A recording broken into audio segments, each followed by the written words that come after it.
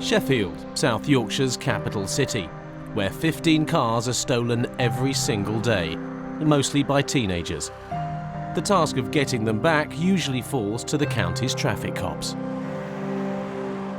The traffic roll, it is a lot more than just issuing tickets to the members of the public. They're there to support the district beat police officers in dealing with crime, disqualified drivers, all criminal use of the roads. Much of the criminal use of roads takes place on Sheffield's housing estates. If we have got a particularly hotspot area for disqualified drivers, the drivers without insurance, stolen vehicles, then we can then target and make sure that our officers are patrolling in that area. Patrolling means targeting known criminals with specialist traffic cops. It's a nice sunny day, and I always need my sunglasses. Like PC Tim Scothen. My belt, tickets, and most important, my radio. It's Scothen's job to hang out in the estates, to be in the right place at the right time. I think the public just believe that we target speeders, seatbelt offences, telephone use while people are driving. I don't think the public actually see how that we go into estates and we actually target crime. In this part of Britain, police patrolling can mean parking up to allow crime to find you. Usually it doesn't take too long, and today is no exception. 2 miles away, another traffic cop has spotted a stolen van. White transit van. Driven by a teenager who has no intention of being caught. Your vehicle failing to stop. The chase is heading north to where PC Scothen is parked and waiting.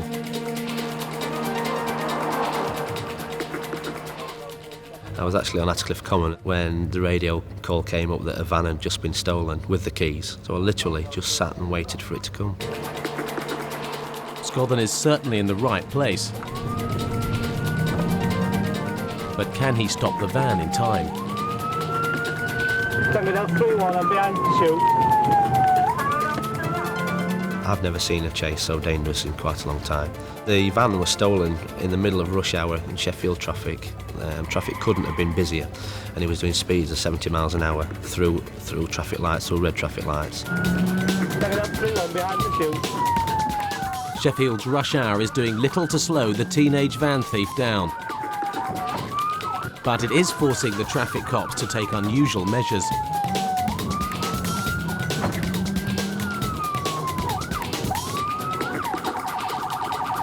Standing out 3-1, we're at the island. Going round the wrong way hasn't paid off. The thief has forced himself through the roundabout jam, and Scothen and co have lost sight of him. He'd gone that crazy around the roundabout that we'd totally lost view of him, and there was 3 separate ways that he could have gone. Scothen takes a gamble, guessing the teenager is heading for the M1 and a way out. He's right, and once again is in the right place. They picked him up driving, again dangerously along the hard shoulder at suicidal speeds. Scothen and his fellow traffic cops must now choose: continue the chase at this speed or back off and let the teenager get away. Standing out 2-1, yes, yes. We had people on the hard shoulder roof, the car's broken down, they stood at the side of the car, changing tyres. For him to career down the hard shoulder at that kind of speed, we could have ended up with an awful situation. Preventing awful situations is what Scothen is trained to do. I managed to get ahead of him on the motorway. I actually used lane 3 and managed to safely get past him while he was still careering down the hard shoulder. The idea is to stop the van from leaving the motorway at the next junction. Tango Delta 2-1, we're approaching junction 31, half-mile marker. I'm going to quarter him to keep him on the M1 south. My next tactic was to try and keep him on the motorway. I had all my blue lights and sirens on, traffic head was moving out of the way, and it made the pursuit a lot more safer. Safer is not a word this teenager understands. We're on the hard shoulder. He is now in the right place to leave the motorway. We're on the exit slip to junction 31. Slip road roundabout ahead, and a traffic cop's worst nightmare Approaching traffic on a red traffic light. Stand by. come true.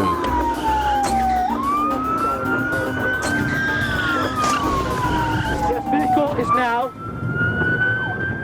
He's been faced with standing traffic and he's forced his way through onto some rough ground. On doing that, he's just basically lost control of his vehicle. He's collided with a van that's using the road as normal. Having got away with the closest of close calls, the teenager is upping the ante, throwing caution totally to the wind. Approaching Tadwick Crossroads, traffic's queuing. This guy is literally suicidal, just wanted to get away from the police at absolutely any cost. He went down the pavement and just clipped every car in the line until, unfortunately, he hit one car too many and it wedged him into a wall and we caught him. When Scothen & Co. caught the van thief, they found him to be 14 years old. Pursuits are one of the most dangerous areas of work for traffic officers or for police officers as a whole. We'll do it as safely as we can. We don't want people just to think that they can flout the law and drive away.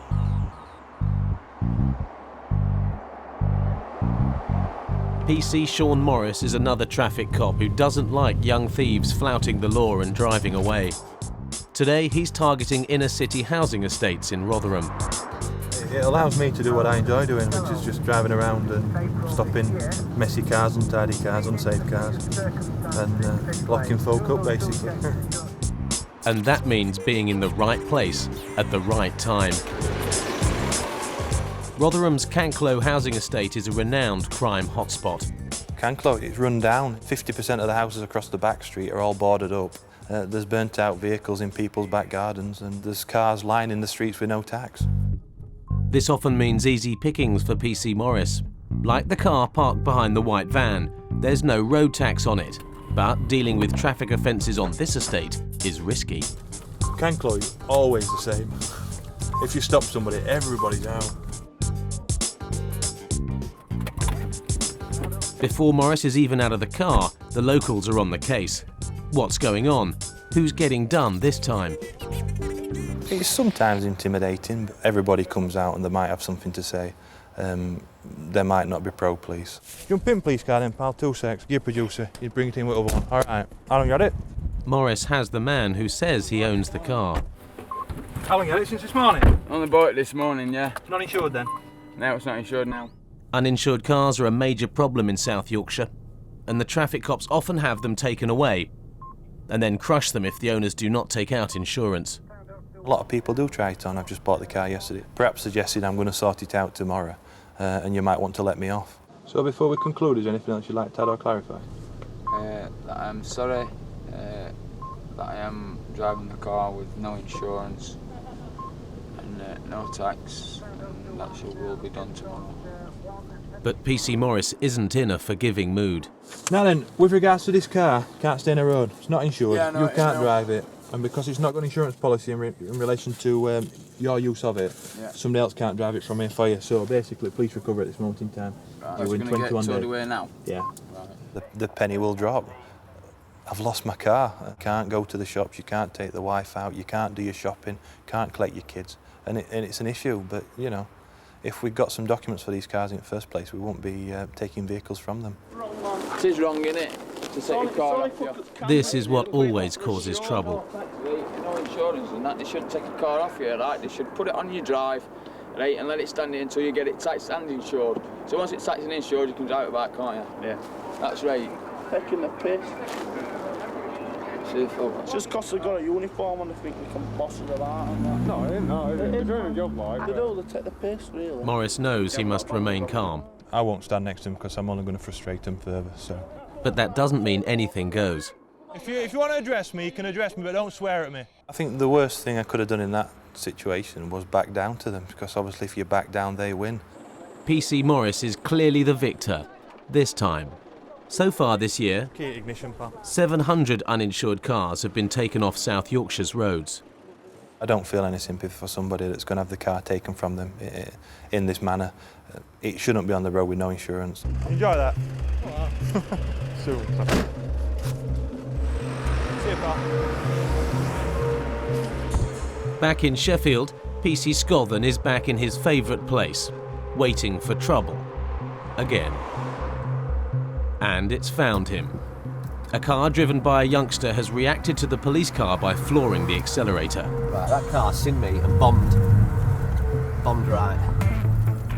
The youngster has a head start. but Scothen has a hunch where he's heading.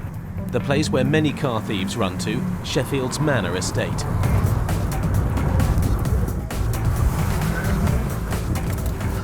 He's right, but the driver is already away, into a rabbit warren of alleyways. Scothen guesses he'll come back round the front, just in time to be shown a clean pair of heels. It was extremely quick. He started hopping 6-foot fences like they were small hurdles. It's very difficult to catch these people when they're that intent on getting away. The car thief may not have been caught, but PC Scothen's trousers have. Unfortunately for me, the fences that went over, I managed to catch part of my trousers on a rusty nail and rip them wide open. Repairs will have to wait. Local beat officers have stopped a suspect. No, it's not him. No. Sorry, mate. All right. One in the car. White, pure white coloured top on. Light coloured trousers. It's not the lad he wants. For once, Scothen's not in the right place at the right time. The problem was we were in the middle of the Manor Estate and there's that many nooks and crannies that this guy could have disappeared into. It was just unlucky for us that he managed to slip the net. 6 miles away in Rotherham, PC Morris is also after a young man who appears to have done a runner after seeing the police car. Blue lights were on. He wasn't stopping, he wasn't doing as required to do. I think he'd come from a public house. Had a good look at the driver and he's red-faced as well, which is an indication that perhaps he's been drinking. What was going over in my mind is either we're going to have a fail to stop in a car or we're going to have an abandon and he's going to leg it. And he has. He was straight out of his driver's seat and he was off. I'm arresting you. What for? Section 25. What for? Listen, Hold on, whoa, what are you arresting me for? Get off me, man. Listen to me. What are you doing? Listen to me. What I'm are not you arsing doing? about with you, right? I'm not doing that. What are you I'm doing? not arsing about with you. What are you doing? I've stopped you at the side of the road. You're not walking away from me, right? I'm arresting you under Section 25 of police. I told him not to walk off and he just ignored everything I said to him. Listen to me. Stay there. Stay there. I'll listen to it. But this is not what it seems. Calm down. Fucking idiot. What are you dragging Listen to me me. over for? Please, let go. Those intervening are the driver's parents.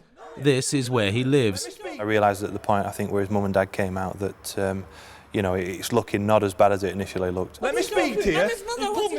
Morris is realising the lad's not a car thief. Listen to me. I think at that point we started to make friends, if you like. Well, not friends, but we started to get somewhere, make some progress. Right. Sorry, I only pulled here to get my documents.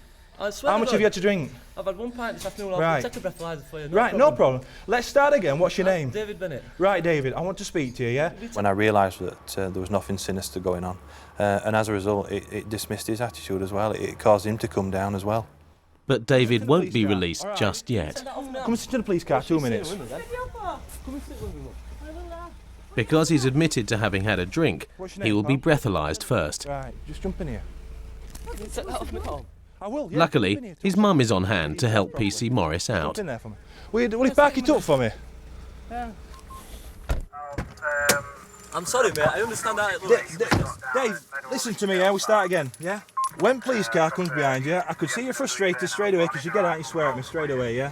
I said, what's up with you, mate? You said, what the fucking hell's wrong with you, didn't you? And then you start walking off towards your house. Can't let you walk off in case you're going to run off through somebody's back I know what garden. you're saying. I'm sorry, mate. I understand how that looks. You're not under arrest at this time now because I'm going to get some details from you and we sort this out.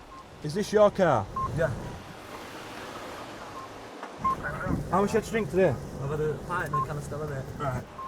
Listen, Dave, because you smell of alcohol, I'm going to breathalyse you. If you fail or refuse to give a specimen of breath for analysis, you'll be arrested, okay? Because you smell of beer. If you provide a positive sample, well, no problem, yeah. If you provide a positive sample, you'll be arrested on suspicion of driving your vehicle whilst over the prescribed limit, okay? Big deep breath, keep going.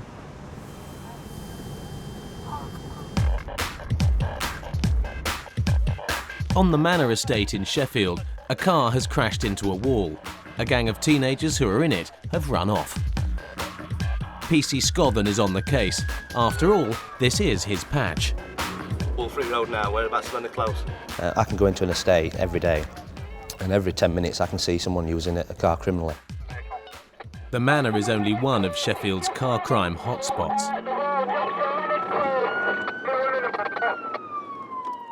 The Manor, Arborthorne, Woodthorpe Side, all that area, unfortunately, at the moment is overrun with autocrime problems. Is there any chance of a helicopter getting that up? With no police helicopter available, there's little chance of solving this crime. even though local cops saw it happen.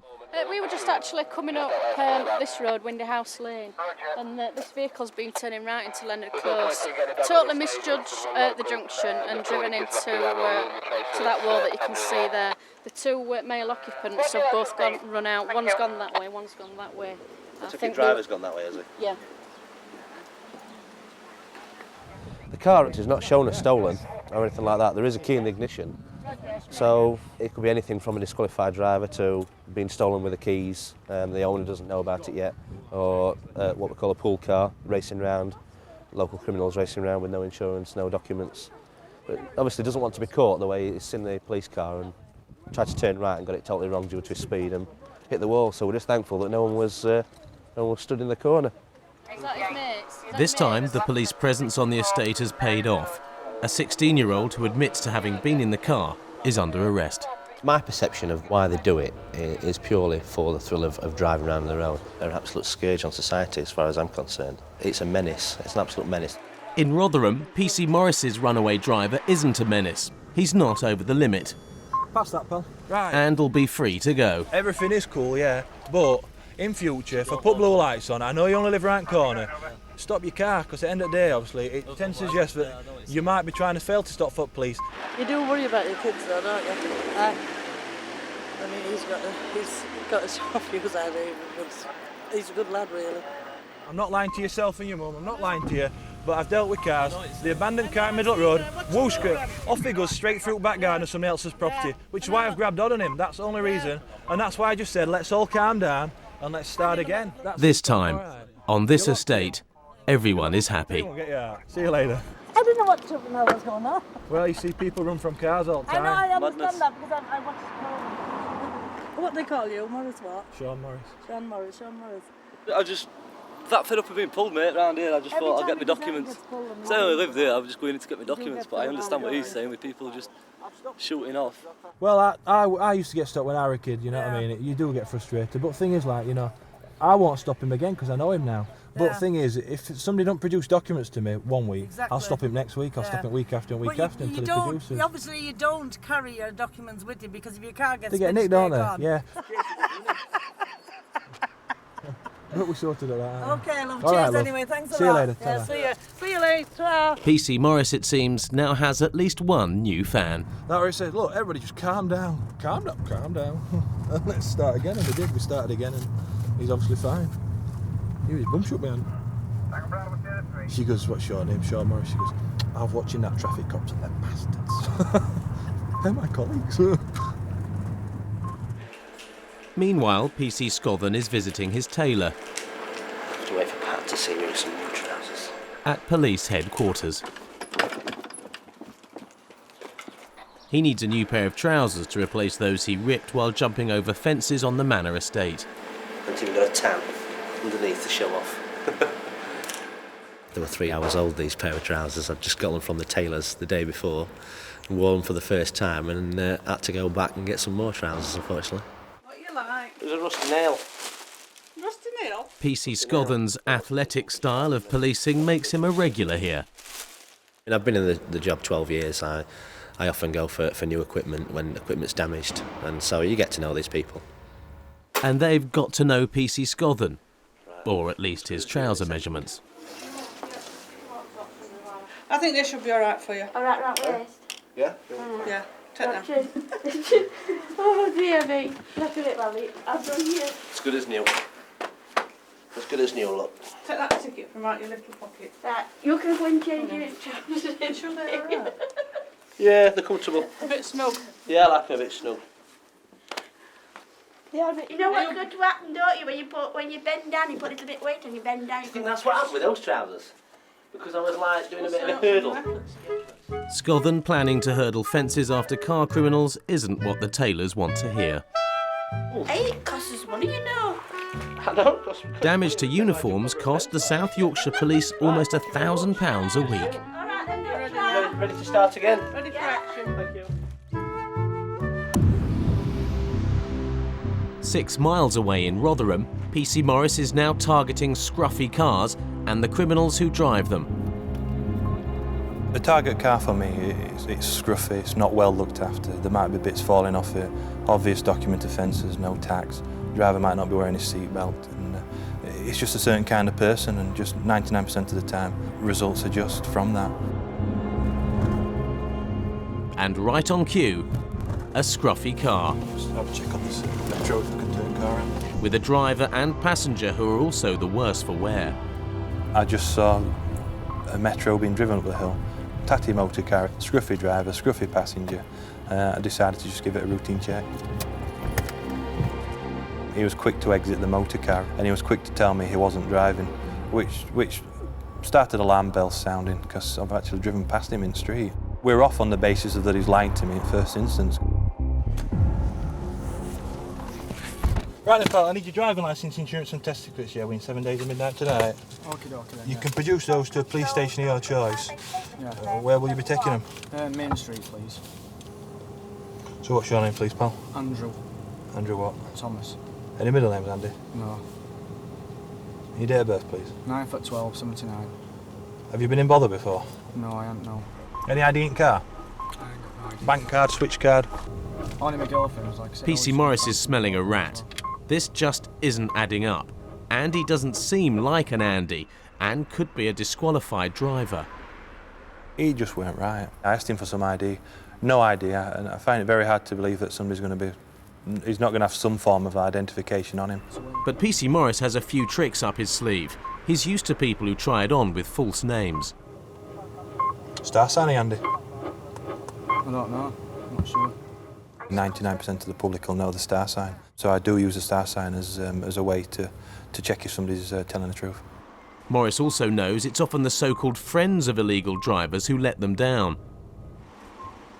Let me just verify your details with you, pal.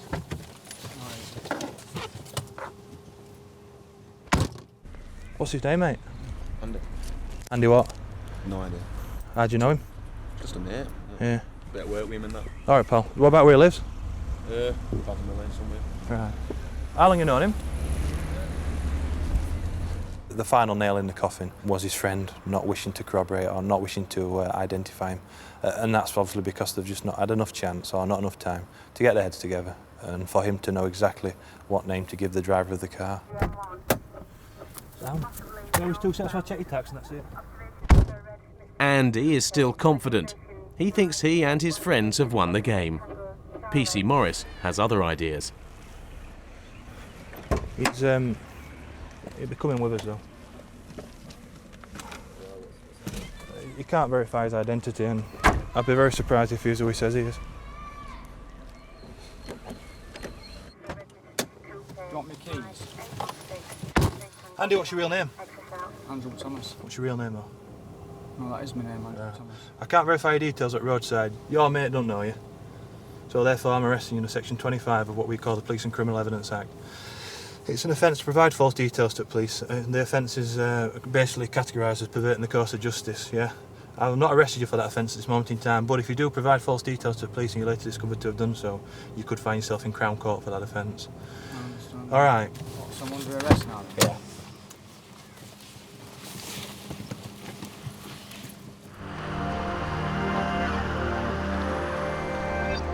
In Sheffield, PC Scothen and his new trousers are once again on patrol, in the right place at the right time. A brand new red Volvo heading out of the city without a rear number plate. What's no more just in the Volvo that's got no number plates on it? The way it's pulled over suggests it hasn't been stolen. It could just laid down in the back.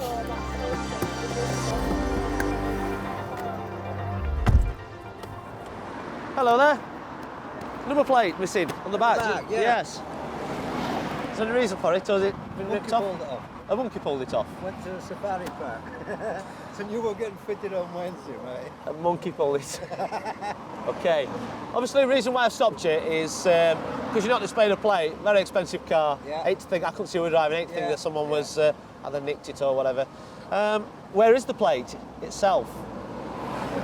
Missing. Would you believe the monkey ran about? No, the safari park, mate. Right. I mean, there are lines we could go down to make sure you get it fixed, but I'm going to take you... It's a new car, I can see that, it's a red lease car. I'm use my discretion and let you carry on. PC Scothen thought he'd seen and heard everything. Until now. Don't you just, I mean, you just love that, don't you? I mean, there's no reason to disbelieve that guy at all, because the pins on the number plate are still in. Oh dear. There was a park, his monkey's destroying his brand new C70 Volvo, 36 grand worth of car. It's getting destroyed.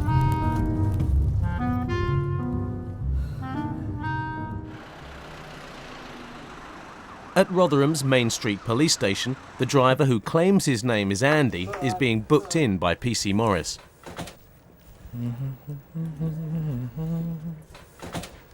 Sarge, I've arrested this young man, section 25 apace.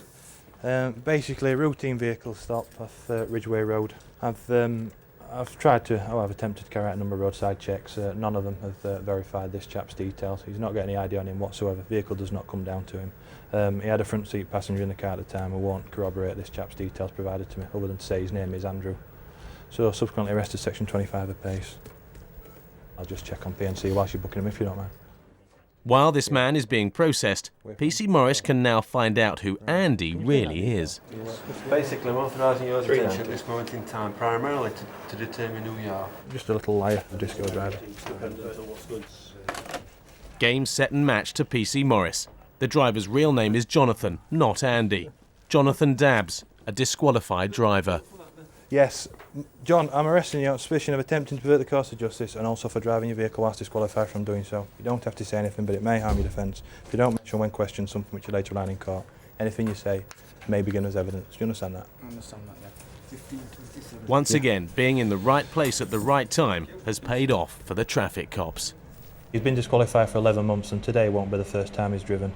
And his disqualification, which is current at the moment, was awarded as a result of driving whilst disqualified. So he clearly ignores the court and clearly continues to drive.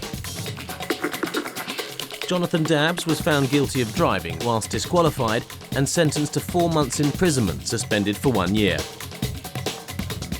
The uninsured car seized by PC Morris on the Canclo estate was not reclaimed and has been crushed. And the 14-year-old boy who led PC Scothen a merry chase and risked life and limb in the stolen van was taken into care and banned from driving for 3 years.